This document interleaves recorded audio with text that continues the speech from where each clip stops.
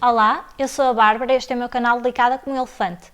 Hoje venho-vos dizer o que é que eu li em agosto. Foram 17 livros, claro que graças ao Agosto ao Quadrado, a maioria é banda desenhada. E neste vídeo eu se calhar só vos vou falar mesmo da banda desenhada e fica a wrap-up do Agosto ao Quadrado e depois deixo para outro vídeo o resto dos livros que li e um pequeno segmento que eu quero acrescentar que depois vocês verão.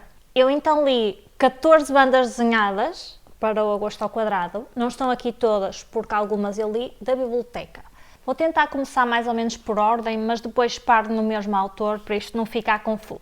Então, a primeira banda desenhada que eu li foi o Verões Felizes, que tem, na realidade, duas histórias, o Rumo ao Sul e a Calheta. Esta é uma banda desenhada super aclamada, as pessoas aqui no Booktube todas adoram e de facto eu dei 4 estrelas, gostei muito.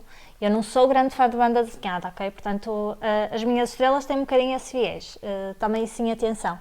Eu acho a arte muito bonita e gosto das sombras. Sobre a história, as pessoas dizem que se identificam muito com ela e por isso é que gostam das férias que faziam quando eram miúdos e assim.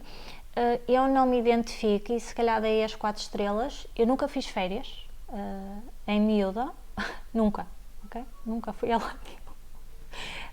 Minha mãe trabalhou sempre, nunca tirou férias, negócio de família, e portanto eu não tenho de todo experiência nenhuma com isto e portanto não me identifico. As pessoas falam de que isto são pessoas reais e que ao mesmo tempo se conseguem divertir e portanto gostaram, mas eu quero ler o segundo livro para ficar com essa opinião, porque há aqui uma coisa na história que me irritou solenemente e que eu nunca conseguiria dar 5 estrelas por causa disso. Mas os miúdos são muito engraçados, os pais, pelo menos à frente dos miúdos, são muito fixe. Depois eu li muitos volumes de saga, que foram 7. Okay? Eles são 9, faltam-me 2 que vou transitar para o próximo mês para acabar a história e eu gostei muito. Vou deixar aqui à frente o primeiro só para ilustrar. Isto é uma história entre duas espécies diferentes, quer dizer, nem é duas espécies, é 2 planetas diferentes, não é? Um casal de 2 espécies diferentes, mas são 2 planetas diferentes que estão em guerra desde sempre, que é uma guerra que se alastra pelo resto da galáxia. Acho que é galáxia ou universo, não sei. E que além de se casarem têm uma filha, que são desertores da guerra, que eles na realidade chamam-se objetores de consciência, eles não querem estar na guerra. Esta saga tem mistura de tanto de ficção científica como de fantasia e acho que foi por isso que eu gostei mais do que costumo gostar das coisas de ficção científica. Eu não adoro ficção científica, quer dizer, eu adoro tipo distopias e assim, mas eu não gosto de coisas no espaço, normalmente, a não ser o Star Wars. Mas eu gostei da parte da fantasia. O que é que eu não gostei nesta história? Que aliás é uma coisa que eu nunca gosto na banda desenhada adulta. São os palavrões, o tipo de linguagem e as excessivas imagens de sexo que eu acho que não tem necessidade nenhuma. Parece que é mesmo para cativar um tipo de público. Isso a mim irrita-me muito na banda desenhada para adultos. Se tirasse esta parte, eu daria 5 estrelas a todos os livros. Assim eu fui variando entre 3 e 5 estrelas nos ou noutros, também dependia um bocadinho do meu estado de espírito no dia, se estava com paciência para esse tipo de coisas ou não. Porque eu não tolero melhor as coisas de violência do que as imagens sexuais explícitas que acho que não tinha necessidade nenhuma. Isto não é ser puritana, é mesmo porque acho que eles querem vender graças a isso. Eu sei que isto vai ser uma opinião altamente polémica, porque é uma coisa que está patente em quase toda a banda desenhada adulta e se as pessoas gostam é porque gostam de ver isso, mas eu acho mesmo que isto é uma técnica de marketing para vender e não me agrada nada. Depois a seguir li o meu primeiro mangá, que foi o The Promised Neverland, o volume 1. Esta é outra banda desenhada que toda a gente adora, mas eu não gostei muito. Eu só dei 3 estrelas e não vou continuar. Provavelmente tem a ver com ser mangá e eu não estar habituada. A história até é gira, os 3 miúdos principais são muito giros. Eu até tenho curiosidade de saber a história, mas tive alguma dificuldade em ler. O tipo de desenho japonês e assim não é uma coisa que eu gosto muito, portanto acho que não vou continuar. Eu cresci com a Sailor Moon, com o Attack Me, que era uma coisa de vôlei, mas também não sou a maior fã. Faz-me um bocado de confusão que eles ocidentalizem os japoneses, que tipo, nem, na realidade eu não acho que os japoneses respeitem a própria cultura, porque eu olho para as imagens e eu não identifico aqui pessoas asiáticas, e isso incomoda-me. É só opiniões polémicas no que eu digo. Depois a seguir eu li 3 livros que não tenho aqui porque são os que são da biblioteca.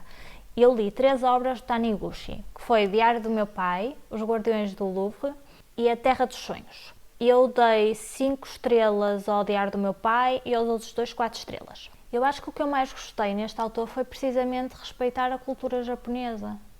Não ser ocidentalizado, serem mesmo imagens de japoneses que nós vemos ali e coisas que nós sabemos que é da cultura tradicional japonesa. Tanto a mistura da alta tecnologia e a vida citadina louca que eles têm, como a tradição, as coisas de família, haver ali algum machismo, é uma sociedade fortemente machista, mas acho que isso é mais fiel do que os mangás. Começando pelo Diário do Meu Pai, é a história de um casal com 2 filhos, um rapaz e uma rapariga, que tem um cão, e os pais divorciam-se, a mãe vai-se embora e o pai fica com os miúdos. E depois, no futuro, é o funeral do pai.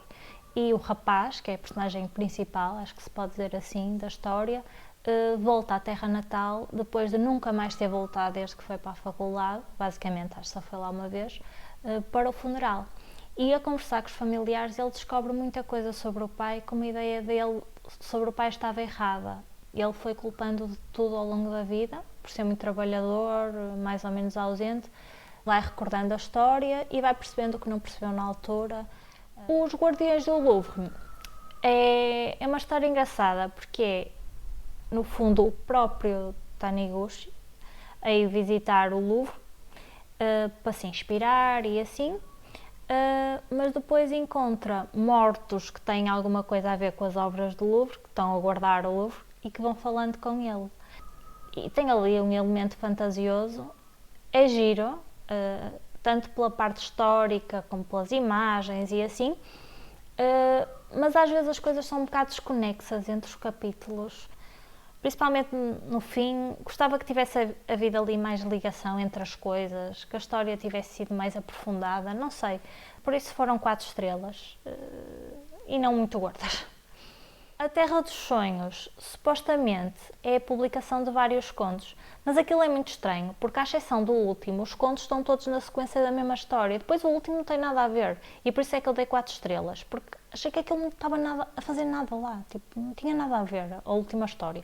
As outras sim, são muito giras, é sobre uma família que não tem filhos, mas tem um cão, que adora, conta a história da vida e morte do cão, e depois que adotam um gato e a vida deles com isso e com uma sobrinha que os vem visitar. Pronto, é uma história familiar das tais tradições japonesas, da vida cotidiana, e eu acho que está muito bem apanhado, só não gostei daquela desconexão que vos falei.